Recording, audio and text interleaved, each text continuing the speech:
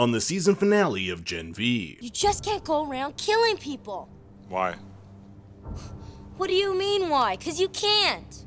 Why? Well, if you're like me, you finished the season finale of Gen V and were like, what the fuck? We have a crazy twist ending, a mid-credits scene, and a cameo from everyone's favorite family-friendly superhero. Yeah! If you're wondering who Jeff was working undercover for, how Vought twisted the massacre at Godolkin, or even where Marie and the gang are, I have theories for all of that and more in this video. So let's get into it and make sure to like and subscribe. Yeah, sure, whatever. We have a lot to get into. It's not every day you get your Dean to commit suicide. Marie and the gang are left stunned after Kate offed Dean Indira Shetty, the woman responsible for the creation of a soup-killing virus, which is now conveniently in the hands of vice presidential candidate Victoria Newman. What could go wrong? A lot is happening. Dean Shetty tasked Kate with killing the remaining prisoners in the woods, an underground testing facility created by Vought to learn how soups work. But unbeknownst to Vought, Dean Shetty went rogue and developed an airborne virus to kill all soups. In season 1 of The Boys, the Dean's husband and daughter died aboard Transoceanic Flight 37, the flight Homelander and Maeve saved from terrorists, only to let it crash into the ocean. I tend to believe the theory that Homelander wanted the plane to crash in an attempt to sway public opinion in allowing soups into the military. If they let us into the military,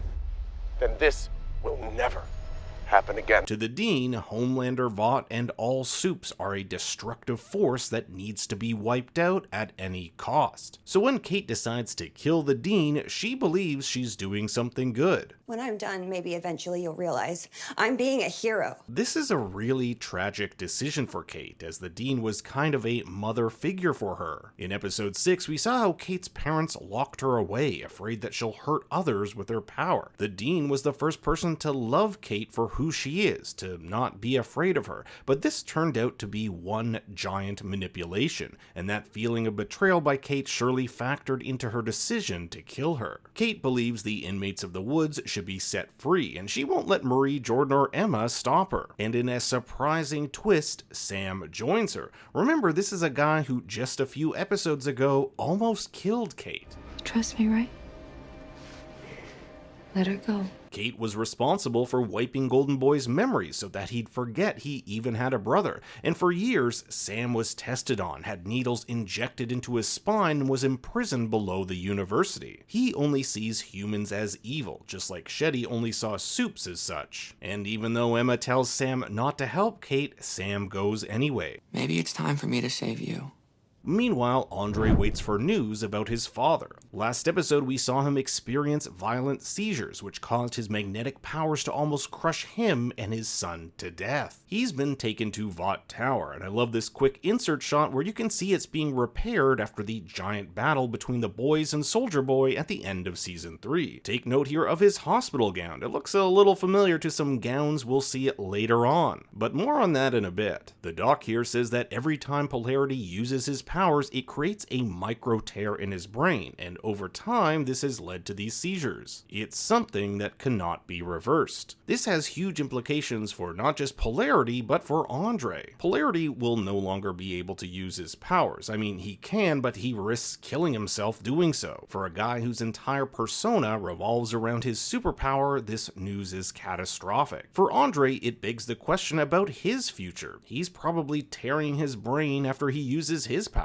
I love how the doctor asked him if he's experienced any tics, and just check out his facial expressions here. Later in the episode, Andre will land a helicopter with his power, and if that didn't cause a tear in his brain, surely it would have caused one in my pants. I don't know what I'm saying. Andre hasn't talked to his father since learning he was complicit in what was happening with the woods. Don't say another word about this. It's important to know that Polarity had no knowledge of Dean Shetty's soup-killing virus, so Polarity apologizes to Andre, stating that what he did was to protect Andre and his family. But I gotta say, Polarity was just being the good little soldier, doing whatever Vought told him, and this is what he wants for Andre too, telling him that he's done with school, just put his head down, do whatever Vought tells you, and even has his costume refitted so that it fits Andre. Even though Andre tries to tell his father their powers are killing them, Polarity tells his son to take up the mantle and do what is right for their family. This is the sacrifice Polarity made, and now he's wanting Andre to make it too. You're gonna be a better Polarity than I ever was. So it looks like next season we'll see Andre struggling over whether or not to use his powers and follow in his father's footsteps. To me, this whole microtear thing brings up the question of whether or not other soups will be affected by soup-specific ailments. We haven't really gotten our first generation of geriatric soups, so as they get older, they'll be faced with new diseases, disabilities, and illnesses that the medical field has yet to see. The wild card here is Marie. We still don't know the extent of her powers, and I can't help but think that she may be able to heal those microtears. Speaking of brain problems, at the end of season 3 of The Boys, Billy Butcher is diagnosed with brain lesions after taking 6 doses of compound V24, the compound that gives you powers for 24 hours. He's given 12 to 18 months to live. Polarity also is my #1 guess at who will take over as the new Dean of Godolphin. He's a trustee and a Vought yes man, and now that he shouldn't use his powers, a more administrative role may be just what he needs. Ashley Barrett, CEO of Vought, has made her way to campus. Later in the video, I'll talk about how Ashley isn't the real CEO, and this may have something to do with the events that unfold at the end of the episode. This past semester has been an absolute shit show, from Golden Boy fertilizing the lawn with his guts, the cluster fudge that was Victoria Newman's town hall, and application rates to Godolphin have plummeted. Totally off topic, but it would be really cool if we saw other rival soup universities. In order to distract the public from this mess, Ashley has come to Godolphin to choose a new member of the Seven. And who do we see here? None other than Andre Anderson. It's pretty gross how all Vought cares about is branding and optics. Let's be honest, they don't give a shit about GPA. Hell, the Deep is one of the 7. My new motto for mental health: real eyes, realize, realize. Andre's write-up here shows how he could be a potential brand risk, having been friends with the vilified Golden Boy and his rocky relationship with Polarity. But he does have an additional skill, a British accent, something he showed off in the Chilling Adventures of Sabrina. Abstinence is encouraged. What the hell? There's also a brief mention of his mother, Layla, who ran Polarity's brand. We don't know much about her other than she's deceased. Meanwhile, Kate and Sam undertake their rescue of the Woods. Kate mistakenly calls this guard Greg, which has been a running joke throughout the season. Greg? I'm Bob. Bob? I'm Greg. Hey, Greg will clean up later. Let's go. Using her ability, Kate gets the guard to open the cells where we're introduced to a host of new soups. There's Teleport Guy, Sweaty Melt Your Face Guy, and Laser Eye Girl. It must be a weird experience for Sam to return here, but when he looks into his cell, he's haunted by a vision of his brother. Throughout the episode, we'll see Golden Boy act as Sam's conscience, telling him not to go through killing innocent people. It actually gets so bad that he asks Kate to make him feel nothing. I feel so empty. One of the things I found a bit awkward this episode was Kate letting out the inmates, not knowing whether or not they might carry this virus. I don't know about you guys, but if I saw Andy over here who died from it, then met Sweaty Guy, I'd be like, let's slow this down a bit. Whether this sweat is caused by his heating power or the virus is never known, but the way the show kind of just brushes this off suggests it's part of his power. It's seeing Andy's body that actually fuels the others to commit these mass crimes against innocent humans. They've been subject to such cruelty, it's time for revenge. Eat your own f***ing hands, you monster. With the inmates free, all hell breaks loose, with Professor Renata Ibarra, who we actually saw in episode 3, having her face melted. With Marie, Emma, and Jordan arriving at the Woods too late, they decide to split up and stop the marauding bands of murderous soups. Marie will hit the campus alarm, Emma will alert the others, and Jordan will rescue Ashley and the Godolphin trustees. The episode's first big twist involves everyone's favorite social media director, Jeff. #BlackGirlMagic. He's been secretly working undercover for an unknown person or organization. In the season's second episode, we learned he tripped on the red carpet while attending PaleyFest, but who knows if that's even true, considering we now know he's this undercover agent. In this ep, he's all healed now, but who could he be working for? Let's lay out everything we know about him. He knows about the Woods, telling the electricity soup she should have stayed in her cage. He has no remorse for the soups in the Woods. is not a soup himself since he's not affected by the sonic whistle, and he has access to some higher end tech, like the whistle and head exploding discs. He also controls the university's social media, so he's heavily involved in the dissemination of information. There are 3 theories on who he could be working for, and I'll put them in order of what I think is strongest. The first is Ashley Barrett and Vought. How else could you be given this tech like the sonic whistle, which we previously saw only held by Vought guards within the woods? With all the shit going on at Godolkin, I'm sure Ashley would want someone on the inside keeping her up to date on everything. Plus, Jeff also tries to get Soups to promote Vought products and takes legitimate care in his role as a social media manager. No, it's perfect. Just take a sip, say Turbo Rush cures hangovers. The 2 other people he could be working for are the boys or Victoria Newman, but the reason I lean more towards Ashley and Vought is that it seems the boys and Newman only learned about the woods last episode, yet Jeff has been working here for at least the beginning of the semester. There is a small chance he could be working for Victoria or the Federal Bureau of Superhuman Affairs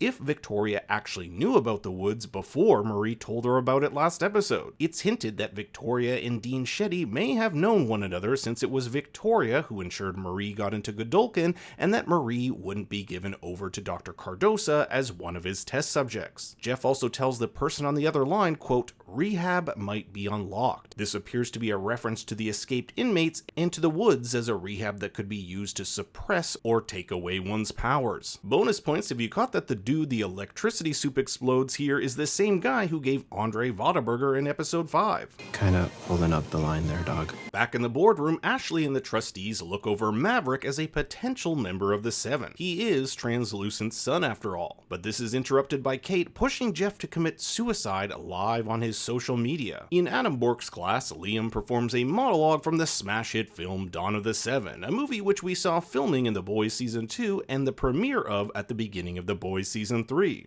I'm a lot like you.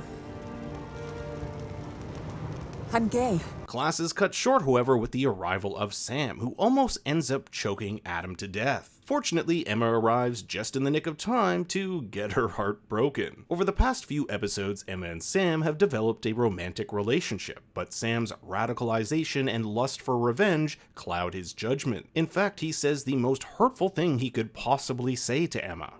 You're not a hero.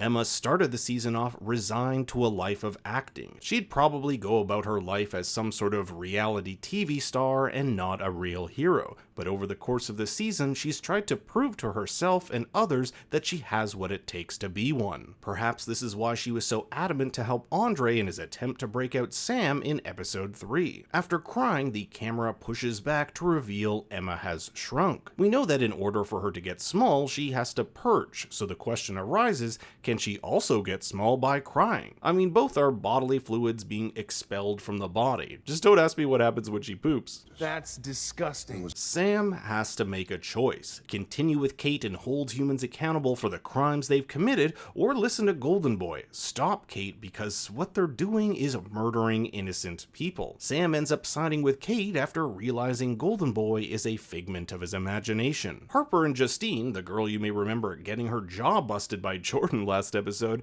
stream the massacre as Marie hits the alarm, putting the school in lockdown. But worst of all, no Wi-Fi. Oh my god, I just lost Wi-Fi. The alarm not only shuts down the campus with these metal doors, but it triggers a vast network of sonic whistles, harming only Soups within range. It begs the question, were the lockdowns ever really for the protection of the students? In the background, we can make out a display for a student named Alexis Gorsh. She is currently ranked number 9 at Godolkin, so it's possible they were considering her for the 7 job as well. The sonic whistle is short-lived, however, when one of the inmates uses his scream attack to disable the alarm. Also bonus points if you heard the Wilhelm scream here. Ashley tells her assistant, also Ashley, yes that's her official character name, to find Homelander and radio in for the helicopter. This wouldn't be also Ashley's first experience with a helicopter, as she was denied access to one after Vought Tower was evacuated in The Boys Season 3. With you, Ashley, to the helipad? Yeah, so the Sikorsky is actually reserved for SVPs and higher. A desperate Ashley has her and the other trustees call the potential candidates and offer them the 7 job if they kill these rogue Soups. We know that Marie Marie has always wanted to be in the Seven, but even this seems a bit too far for her. That is until Ashley offers her something even bigger, the chance to meet her sister. All we really know about Marie's sister is that she was placed into foster care after the murder of her parents. In episode 2, Haley Miller tells Marie that they contacted her sister who wanted nothing to do with her, but Shetty says in the next episode that was likely a tactic to get Marie flustered before getting on camera. We also don't know if Marie's sister has powers. It's likely that she does, considering her parents gave Marie Compound V. Would they not do the same to her sister? Kate pushes a Soup to knock down the approaching Vought helicopter, but Andre uses all his might to land it safely. And Andre here looks absolutely messed up after doing this. No doubt this is causing those micro tears in the very fabric of his brain. He tells Marie that he'll try to talk to Kate, and Marie refers to the two of them as the Guardians of Godolphin, a name that was taken away from him after he missed his big interview in episode 2. Now that she's off her meds, Kate tells Andre that she can push a heck of a lot more before passing out. The drugs had been limiting her powers all these years, and even though Andre tells her they're on the same side, are they? Does Andre really want to be like his dad, a man who was complicit in Vought's schemes, a man who knew about what was going on in the woods and yet did nothing? Meanwhile, Marie has to fight off Maverick, something that proves difficult considering he's invisible. Last episode, we saw Victoria encouraging Marie to focus on her blood, finally able to see the Compound V flowing through it. Marie focuses here as well, soon being able to sense Maverick's blood to identify him and take him out. And while Jordan takes on Screamer suit, we see my new favorite background actor. Andre tells Kate they can figure this all out, and Kate offers her non-gloved hand, but when Andre hesitates in taking it, she knows Andre doesn't trust her. Sam storms in, and the two battle it out, with Andre using his powers to grab a taser and knock Sam out. Marie tells Kate that all she ever wanted was to be a hero, someone her sister could be proud of, but now she doesn't care about being a hero, she just wants to be a good person. But Kate reiterates that she's trying to save Marie and others like her. With Vought, they are not treated as people, but as products. Their confrontation is cut short when Jordan is attacked by 3 of the Woods prisoners, with Marie giving Laser Girl over here a heart attack. Another inmate goes for Ashley, Adam, and the trustees who have taken refuge in the downed helicopter. And it's here we see one of the most badass parts of the episode, where Marie takes the blood of nearby corpses to create these blood shards to kill the approaching Soup. It's here that things seem to settle down, but not before Kate approaches Jordan to push him. But Marie is like, "Bye, bitch," and spontaneously explodes her hand. Before anything can be done, we hear the sound barrier being broken as Homelander descends on campus. And just listen to how dissonant his music is here.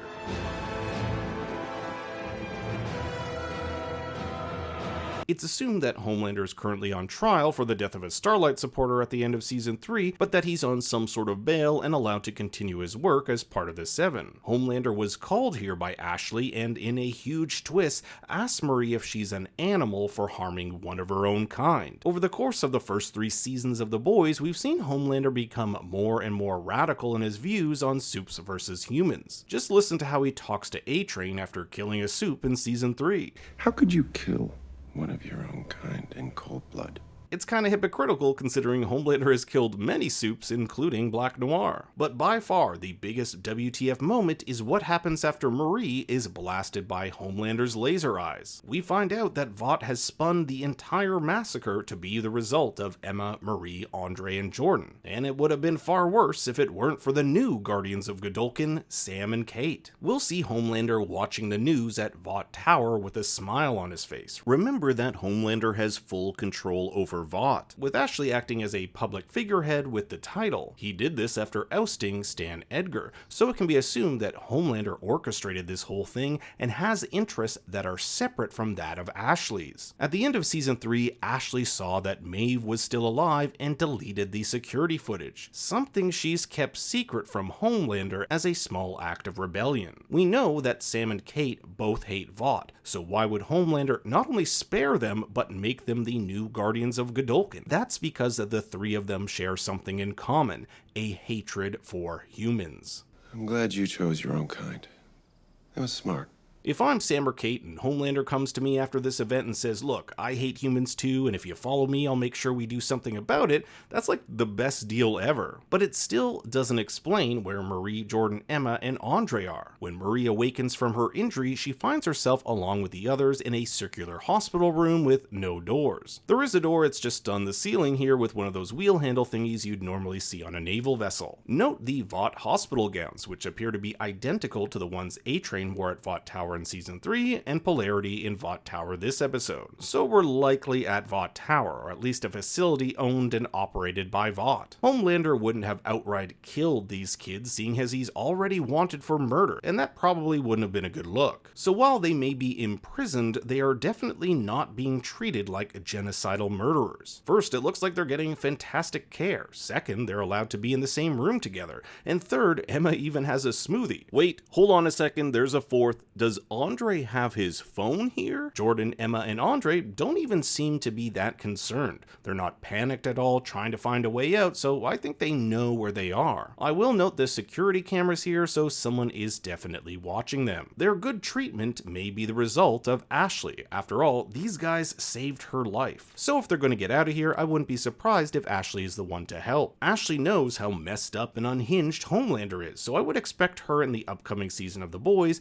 to undermine his authority. And what happens if Homelander gets convicted of murder? You really think he's going to jail? All hell will break loose if that happens. We already saw in episode 7 at the town hall a Soup questioning the impartiality of the human jurors in the case. Can a Soup be fairly judged by a jury of human peers? Now, if you stuck a little bit longer through the credits, you'll get this super brief scene of Billy Butcher discovering the woods. Timeline-wise, we don't really know when this is in relation to the massacre at Godolkin. With all the shit going down there and Grace learning from Shetty of the creation of a soup-killing virus on campus, it's not a surprise to see a member of the Boys here. If Billy and the Boys find out more about the woods, it may uncover Homelander and Vought's cover-up of the massacre, or even Victoria Newman's possession of the virus. Whatever might be in store for us for The Boys Season 4, it definitely looks like the writers have a lot to play with. But what do you think is going to happen? I want to hear your thoughts and theories in the comments below. Thanks for watching, please be sure to like and subscribe, and for more bad takes you can follow me on Twitter and Instagram at ThinkStoryYT.